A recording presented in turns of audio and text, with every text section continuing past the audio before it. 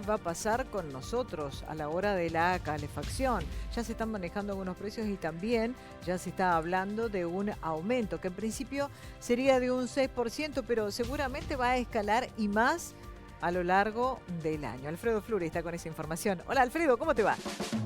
¿Qué tal? Buen mediodía para todos, ¿cómo les va? Bueno, sí, lamentablemente otra vez con aumentos, en este caso del gas, y la precisión la dio el interventor del Enargas, quien dijo ayer que desde mayo se viene un aumento en la tarifa del gas, va a ser de entre el 4 y el 6%, en realidad no es un porcentaje tan alto, lo que pasa es que volvemos siempre sobre lo mismo. Es el gas, es la luz, es el agua, son los impuestos, bueno, en fin, los otros servicios, o sea, es un conjunto de cuestiones, los alimentos, por supuesto, y demás, en una economía que tiene los salarios que no se mueven al mismo ritmo de la inflación. Pero bueno, ese es el contexto, ¿no? Vemos, por favor, las placas. Decíamos, el Enargas anunció aumentos para residenciales, después hay un poquito más altos para los sectores comerciales, pero no mucho más que eso, de entre el 4 y el 6% a partir de los consumos de mayo, o sea, en poquitos días, 20 días ya, lo que se consuma desde entonces ya va a facturarse con un nuevo valor. A ver, ¿de cuánto es hoy una factura promedio? Acá cada uno, yo voy a mostrar unos datos que son del Enargas, cada uno dirá, no, bueno, yo gasto más, yo gasto menos, en fin, es un estimativo y para ver cómo fue en aumento la factura del gas. Fíjense, ahí tenemos la primera columnita chiquita allá abajo, es enero del 2016. De ahí en adelante comienzan aumentos progresivos, fuertes, en la factura del gas. Y fíjense, abril de 2019, la última barra de color naranja, la factura promedio en ese momento, abril de 2019, era de 1.329 pesos. Todo esto que usted ve aquí en gris, en realidad no rigió. ¿Por qué? O sea, en teoría hubiese subido así, hasta 3.000 y pico de pesos, pero ¿qué ocurrió?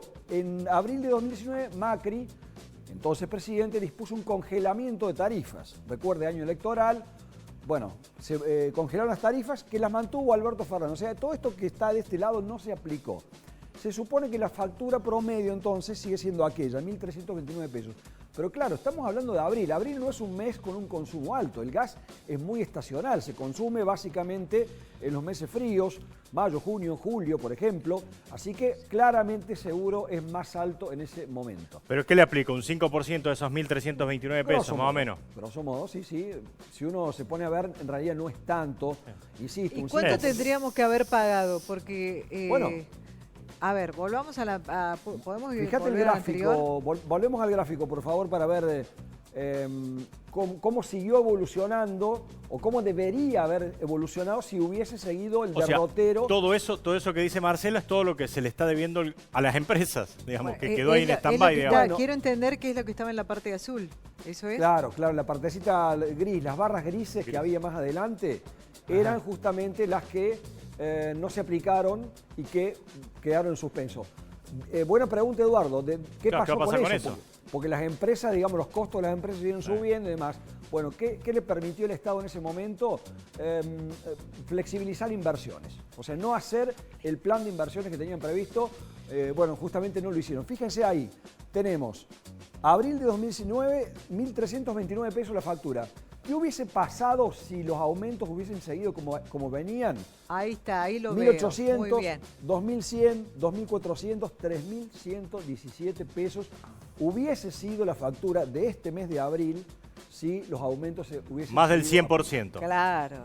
Más del 100%. Una locura. Sí, un 135% hubiesen aumentado de abril del 2019 a 2021, o sea, 2 años.